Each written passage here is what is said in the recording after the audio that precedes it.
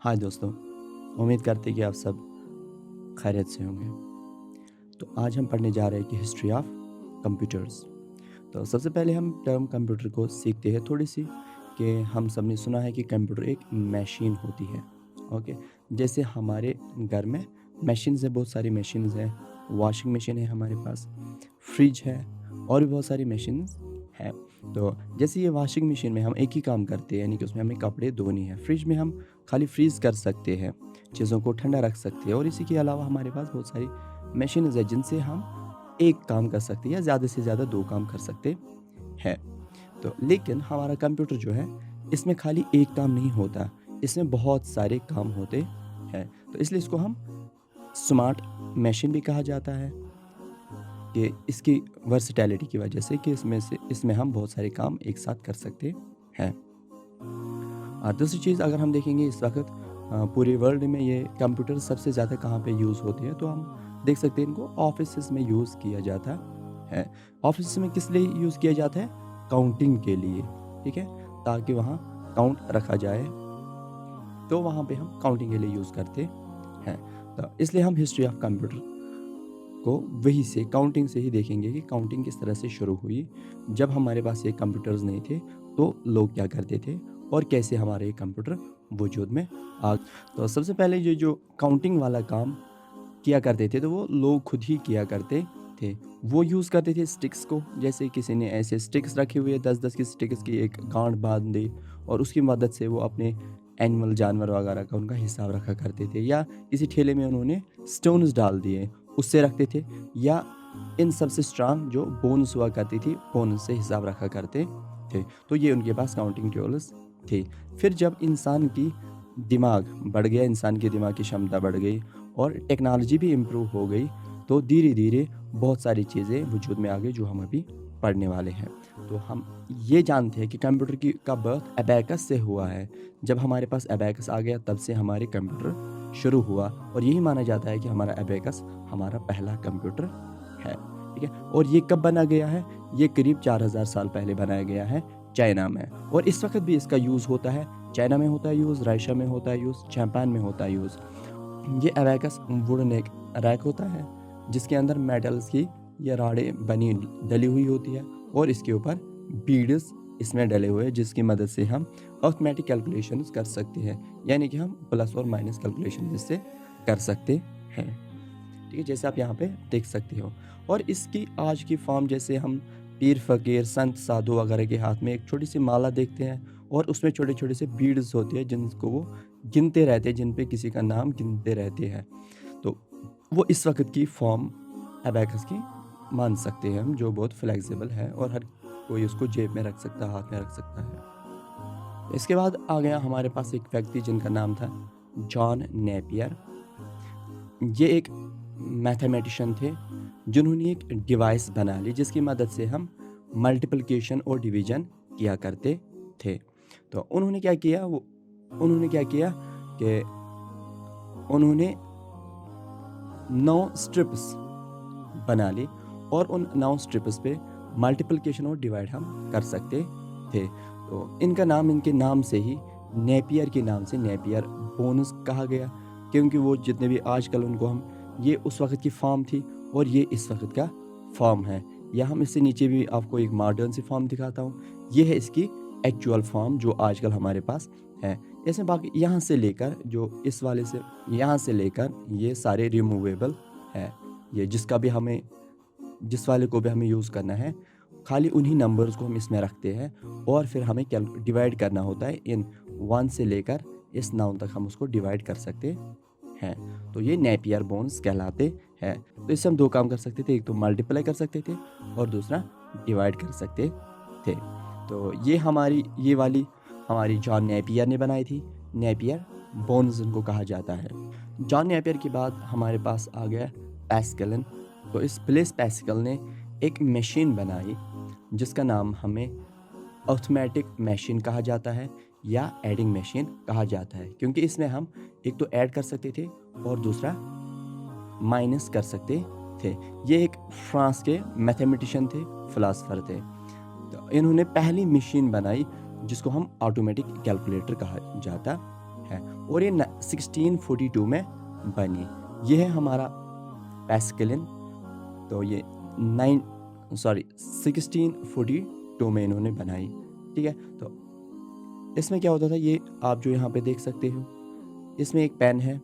इस पेन की मदद से हम यहाँ पे किसी भी नंबर को पकड़ के ऐसे हमें घुमाना पड़ता था यहाँ तक, तो वो नंबर यहाँ पर हमें रिप्रेजेंट होता था। हमने क्या किया और फिर उसके बाद उसी नंबर को हमें ऐड करना है या सब्ट्रैक्ट करना है तो हम कर सकते थे फिर से इसी से।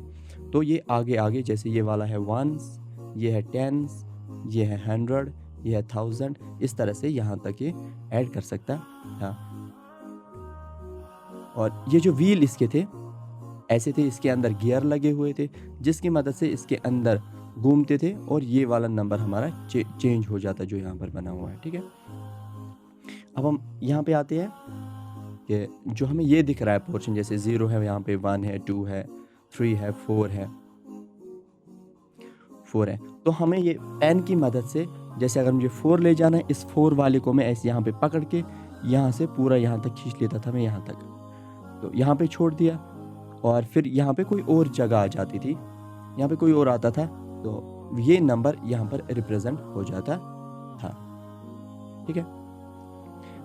तो इससे हम एडिशन कर सकते थे और सब्ट्रैक्शन कर सकते थे, बस ये दो चीज़ें हम इससे कर पाते थे, एडिशन और सब्ट्रैक्शन कर पाते थे।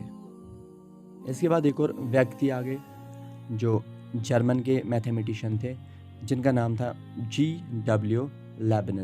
लेबनिज़ के नाम से मशहूर है और इसके डिवाइस को लेबनिज़ व्हील भी कहा जाता है। इन्होंने उसको जो पैस्कल ऑलरेडी बना हुआ था उस पैस्कल में कुछ चेंजेस किए, उसको अच्छे से डेवलप किया और गियर के बजाय इन्होंने फ्लूटेड ड्रम्स उसमें डाल दिए जिसकी मदद से वो और उससे आसान बन गए, उससे एफिशिएंट बन गए। जैसे वहाँ पे हमने देखा था एक पेन था पर यहाँ पर एक हैंडल अब आ गई, एक ये वाला गियर है, जैसे वहाँ पे बहुत सारे गियर्स थे जिनको हम रोटेट करते थे, लेकिन यहाँ पर एक तो यहाँ पर है और दूसरा यहाँ पर है।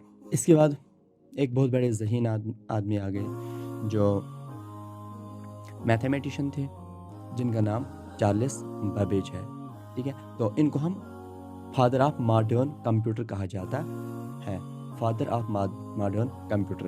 अब बहुत सारे लोग ऐसा कहते हैं कि उन्होंने कंप्यूटर बनाया। Computer was not invented by a single person, जैसे कि कहा जाता है कि चार्ल्स बेबेज ने कंप्यूटर बनाया। इन्होंने कंप्यूटर नहीं बनाया बल्कि इनको कहा जाता है फादर ऑफ मॉडर्न कंप्यूटर, क्योंकि इनके बाद जितने भी सारे कंप्यूटर्स बने वो इसी की आइडियाज़ से बने। जितने भी इनके आइडियाज़ थे उनकी मदद से कंप्यूटर्स जो आजकल मॉडर्न कंप्यूटर है उसी टेक्निक से चलता है, उनके आइडिया से चलते हैं। इन्होंने कंप्यूटर बनाया जो कैलकुलेशंस कर सकता था और उसका नाम था डिफरेंस इंजन, जो बहुत सारी कैलकुलेशंस कर सकता था। जब उन्होंने पहले डिफरेंस इंजन पे काम किया उसके बाद उन्होंने एक और मशीन बनाई जिसका नाम है एनालिटिकल इंजन। तो ये वाली एनालिटिकल इंजन चार्ल्स बेबेज की 1830s में आ गई है। ये मैकेनिकल कंप्यूटर था जो पंच कार्ड एज इनपुट लेता था और ये सॉल्व करता था कोई भी मैथमेटिकल की प्रॉब्लम, और ये क्या करता था, स्टोर इन्फॉर्मेशन करता था एज अ परमानेंट मेमोरी। जो हम आज देख सकते हैं कि हमारे कंप्यूटर्स में जितने भी आजकल के कंप्यूटर्स उनमें इनपुट है, फिर वो प्रोसेस करता है और फिर हमें वहाँ पे आउटपुट मिलता है। यही इनके आइडियाज़ थे। और इसके साथ साथ मेमोरी, जो भी हमारे पास 4 कंपोनेंट्स ऑफ कंप्यूटर है वो यही काम करते हैं, input process output plus memory. तो जो उन्होंने डिफरेंस दिया, एनालिटिकल इंजन इस तरह का बनाया हुआ था और इसका आजकल जो इस सदी का उसका वर्जन है वो यहाँ पर है। इसमें हम इनपुट दे देते हैं और फिर यहाँ पर हम इसको मैन्युअली ड्राइव करते इसको चलाते हैं और ये वाला पूरा पोर्शन प्रोसेस करता है जो यहाँ पे मैंने बनाया। और इसके बाद ये वाला पोर्शन जब हम यहाँ पे देखेंगे, ये वाला पोर्शन हमें आउटपुट दे देता है। लेकिन इसमें हमें एक मसला ये है कि हमें सारी चीज़ें, जितनी भी चीज़ें हैं वो सारी चीज़ें मैन्युअली देनी पड़ती है, ओके। यानी कि खुद नहीं करता, हमें वो सारी चीज़ें पहले इनपुट भी मैन्युअली देना पड़ता था और यहाँ पे इसको चलाना भी पड़ता था मैन्युअली, और फिर उसके बाद हमें ये आउटपुट भी दे देता था और यहाँ से हमें आउटपुट मिल जाता था। ये उनकी मशीन थी और इसको इस वक्त जो बनाया गया ऐसे बनाया गया, ये अभी एक म्यूज़ियम में रखी हुई है। इसके बाद एक और साइंटिस्ट आ गए जिनका नाम हरमन हॉलरिथ था। ये अमेरिका के स्टैटिस्टिशियन थे जिन्होंने एक मशीन बनाई जिसका नाम है टेबुलेटिंग मशीन। तो इसमें हम पंचिंग कार्ड्स डालते थे, जिसकी मदद से हमें डेटा को सॉर्ट आउट करती थी और उसको स्टोर किया जाता था। और ये वाली मशीन काफ़ी इम्पॉर्टेंट है यूएस के सेंसस में, क्योंकि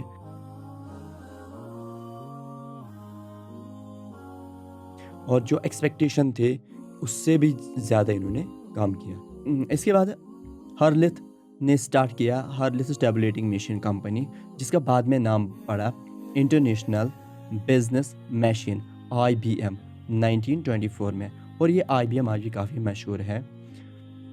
इंटरनेशनल बिजनेस मशीन इन्होंने बनाई। अब ये पंचिंग कार्ड्स क्या मसला है? ये पंचिंग कार्ड्स, एक कार्ड ऐसा होता है जिस पे बहुत सारे नंबर्स लिखे, जैसे 1 2 3 4 5, तो पंच किया जाता है। जैसे इस 3 को मुझे सिलेक्ट करना है तो मैंने इसको पंच किया, यानी कि इसको काट दिया। जैसे हमारी इंडिया में भी जब पहले हम गाड़ी में चढ़ते थे तो टीटी हमारे टिकट को काफ़ी जगहों पे काटता था, जिससे उन्हें ये पता चलता था कि ये कहाँ पे चढ़ा है और इसको कहाँ तक जाना है उस टिकट की मदद से। और ये उसी टिकट को रीड करती थी ये मशीन। इसके बाद हमारे पास आ गया डिफरेंशियल एनालाइजर। तो ये पहला इलेक्ट्रॉनिक कंप्यूटर कहा जाता है, फर्स्ट इलेक्ट्रॉनिक कंप्यूटर, जो यूनाइटेड स्टेट्स में 1930s में आ गया। ये एनालॉजिकल डिवाइस था, या एनालॉजी डिवाइस थी जो वेनिवर ब्रश ने बनाई थी। ये मशीन वैक्यूम ट्यूब से चलती थी। इसमें क्या हुआ कि इससे पहले हमारे पास जितने भी कंप्यूटर्स थे या जितने भी डिवाइसेस थे वो मैनुअल थी, यानी कि उसमें हमें खुद इनपुट देना पड़ता था और फिर खुद ही हमें उसमें प्रोसेस करना पड़ता था और खुद ही हमें आउटपुट को एक्सट्रैक्ट करना पड़ता था। लेकिन इसमें क्या हुआ कि इन्होंने इसमें वैक्यूम ट्यूब्स डाले जहाँ जो खुद ही प्रोसेस करता था। ये इलेक्ट्रॉनिकल सिग्नल्स की मदद से कैलकुलेशंस कर पाता था और कुछ ही मिनटों में ये करीब 25 तक कैलकुलेशंस कर पाता था। ये इसकी इमेज है जो उस वक्त का ये कंप्यूटर था, जैसे इसका ये यूज़र यूज़ कर रहा है। ये था उस वक्त का कंप्यूटर। मार्क 1 की वजह से पूरी दुनिया में, पूरे कंप्यूटर की दुनिया में एक नई चेंज आ गई। जब 1937 में हावर्ड आइकन एक व्यक्ति थे, उन्होंने एक कंप्यूटर बनाया जो बहुत सारे कैलकुलेशंस कर सकता था लार्ज नंबर्स के। इसके बाद 1944 में मार्क 1 कंप्यूटर बनाया गया था, जो पार्टनरशिप के साथ IBM, जो हमने अभी टेबुलेटिंग मशीन में पढ़ा था, IBM और हार्वर्ड यूनिवर्सिटी के साथ। ये पहला प्रोग्रामेबल डिजिटल कंप्यूटर था। इससे पहले एनालॉग, जैसे हमारी घड़ियाँ होती है एनालॉग, जिसमें कोई ना कोई चीज़ रोटेट करती रहती है, चलती रहती, घूमती रहती है, लेकिन ये वाला आ गया था पहला digital computer. These are the 5 generations of computer. अब हम इनको एक एक करके देखेंगे। कंप्यूटर की जनरेशन हम कहते हैं एक स्पेसिफिक इम्प्रूवमेंट को, जो कंप्यूटर की टेक्नोलॉजी में आया है टाइम के साथ साथ। जैसे 1946 में पहली बार सर्किट्स यूज़ किए गए, ये सर्किट्स यूज़ किए गए जो काउंटिंग का काम करते थे। जब ये चीज़ आ गई तो इन्होंने, जो इससे पहले गियर सिस्टम हमने देखा था, जो गियर्स हमने देखे थे एडिंग मशीन में, और बाकी भी जितने भी मैकेनिकल पार्ट्स थे, वो सारे जो पहले काउंटिंग किया करते थे, अब उनके बदले ये सर्किट्स ने काउंटिंग करना शुरू कर दिया। अब जब ये सर्किट्स में कोई चेंज आ गई, कोई मेजर चेंज आ गई, जिसकी वजह से ये एक तो बहुत छोटा हो गया और एडवांस हो गया इसके प्रीवियस जनरेशन वाले सर्किट से, तो वो नई जनरेशन कहलाती है, जिसकी मदद से इसकी स्पीड भी बढ़ गई, इसकी मेमोरी भी बढ़ गई और कंप्यूटिंग की ताकत भी इसमें बढ़ गई। इस बुनियाद पे कंप्यूटर के 5 जनरेशन्स कहे जाते हैं, जो हम अभी पढ़ेंगे। इसके बाद हमारी पहली जनरेशन कंप्यूटर की, जो शुरू होती है 1940 से लेकर 1959 तक। कंप्यूटर्स ये कंप्यूटर्स बहुत ज़्यादा स्लो थे, बहुत हल्के काम करते थे, बहुत बड़े हुआ करते थे और बहुत ज़्यादा एक्सपेंसिव, बहुत ज़्यादा इन पे खर्चा आते थे। इन कंप्यूटर्स में जो मेन कंपोनेंट यूज़ किया जाता था वो था वैक्यूम ट्यूब। तो वैक्यूम ट्यूब से हमारे बेसिक कंपोनेंट्स ऑफ CPU थे और मेमोरी यही थे। तो ये कंप्यूटर्स बैच ऑपरेटिंग सिस्टम पे डिपेंड था। पंचिंग कार्ड जो हमने भी पढ़ा उस पर बहुत ज़्यादा उस पर डिपेंड थे, और मैग्नेटिक टेप और पेपर टेप, ये दोनों इसके as an input and output use हुआ करते थे। जो इस वक्त के सबसे पॉपुलर कंप्यूटर्स थे उनमें से सबसे पहला था ENIAC, दूसरा था EDVAC, फिर था UNIVAC फर्स्ट, यूनिवैक फर्स्ट, फिर आ गया IBM का 701, फिर आ गया IBM का 650। तो इसमें कहा जाता है, अगर इन सबको कैटेगरी करके इनमें एग्ज़ाम में पूछा जाता है तो ये कहा जाता है कि इनमें से पहला कमर्शियल कंप्यूटर कौन है। तो आपको याद रखना है ये वाला पहला कमर्शियल कंप्यूटर कहलाता है UNIVAC, जो पहला कमर्शियल कंप्यूटर है। EDVAC, इसमें हम प्रोग्राम्स ऐड कर सकते थे, ये प्रोग्रामेबल, इसमें इनमें से इसको कहा जाता है कि फर्स्ट प्रोग्रामेबल। प्रोग्राम तो इनमें भी थे लेकिन उस पैमाने पे नहीं थे जिसमें EDVAC पे थे। ENIAC को भी कहा जाता है फर्स्ट इलेक्ट्रॉनिक कंप्यूटर। अगर इन सब में कैटेगरी किया जाए तो ENIAC काफ़ी मशहूर है, इसको पहला कंप्यूटर कहा जाता है। और ये तीनों काफ़ी इंपॉर्टेंट है और इन तीनों के बारे में पूछा भी जाता है। ENIAC, EDVAC, UNIVAC, और उसके बाद IBM के 701 और 650 भी आया। हाँ, इसके बाद आगे हमारे पास सेकंड जनरेशन ऑफ कंप्यूटर्स, जो जनरेशन शुरू होती है 1959 से, जहाँ तक पहली वाली जनरेशन थी, उसके बाद से 1959 से 1965 तक। तो ये वाला एरा था या ये वाली एज थी ट्रांजिस्टर्स की। जैसे हमने इससे पहले पढ़ा, वहाँ पे वैक्यूम ट्यूब्स यूज़ हुआ करते थे। अब वैक्यूम ट्यूब्स जो रिप्लेस हुए हैं ट्रांजिस्टर्स से।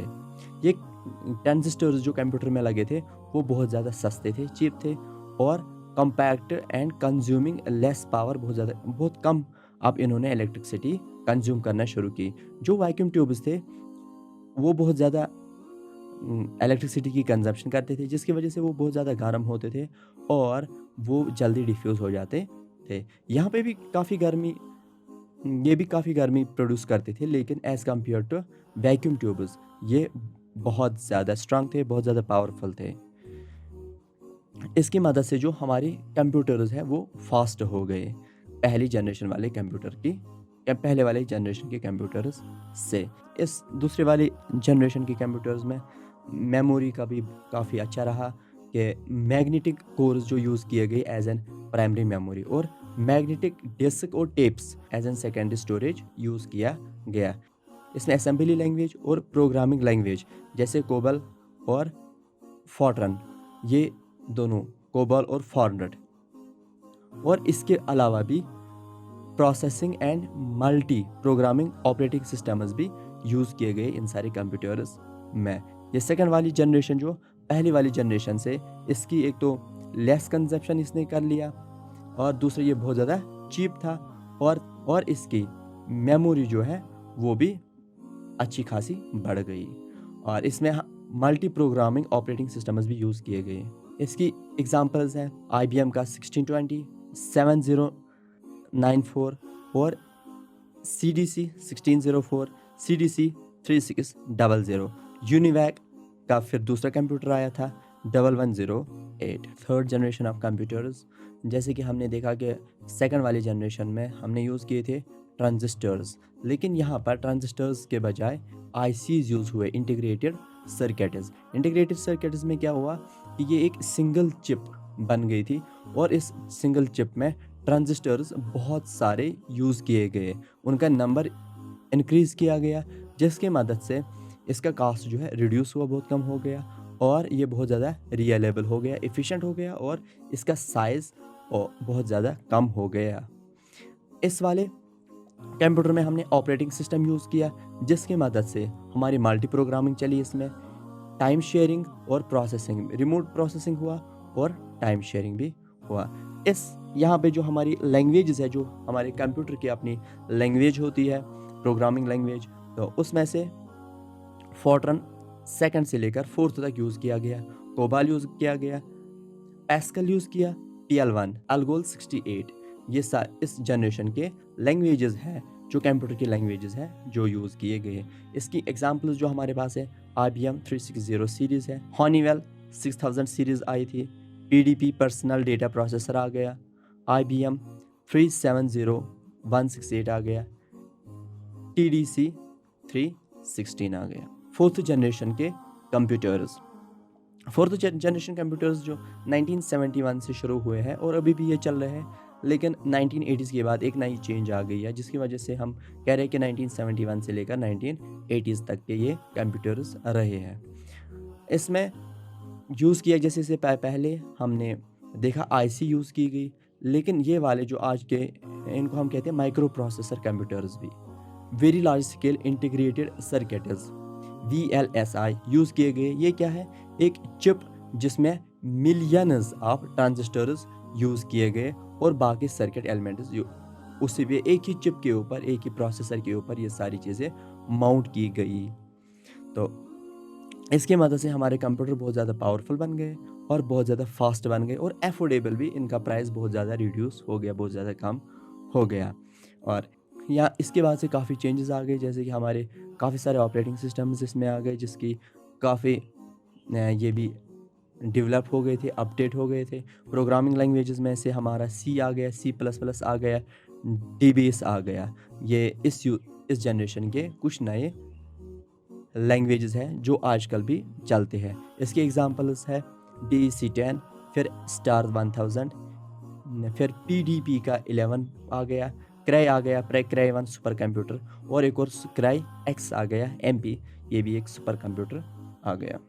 Then finally we got 5th generation of computers. ये 1980s से लेकर अभी भी चल रहे हैं। जैसे कि हमने देखा, इससे पहले कंप्यूटर्स में VLSI 4th वाली जनरेशन में यूज़ किया गया है, इनको यहाँ बदला गया ULSI, यानी कि अल्ट्रा लार्ज स्केल इंटीग्रेशन, जिससे पॉसिबल था कि माइक्रो प्रोसेसर्स जो है, माइक्रो प्रोसेसर, जैसे इससे पहले मैंने कहा था 4th वाली जनरेशन में माइक्रो प्रोसेसर्स यूज़ किए गए, लेकिन यहाँ पे जो माइक्रो प्रोसेसर्स यूज़ किए गए उनमें जो चिप्स थे उनमें 10 मिलियन इलेक्ट्रॉनिक कंपोनेंट्स माउंट किए गए, और ये बहुत ज़्यादा होता है, और जिसकी मदद से इनकी काफ़ी ज़्यादा स्पीड और काफ़ी सारी चीज़ें जो है बहुत ज़्यादा बढ़ गई है। इस जनरेशन वाले कंप्यूटर्स में जो सबसे इम्पॉर्टेंट चीज़ है, एक तो प्रोसेसिंग हार्डवेयर के साथ साथ आर्टिफिशियल इंटेलिजेंस वाले सॉफ्टवेयर भी यूज़ किए, AI वाले सॉफ्टवेयर्स भी यूज़ किए गए हैं। जैसे आपने आयरन मैन में जार्विस वगैरह को देखा होगा।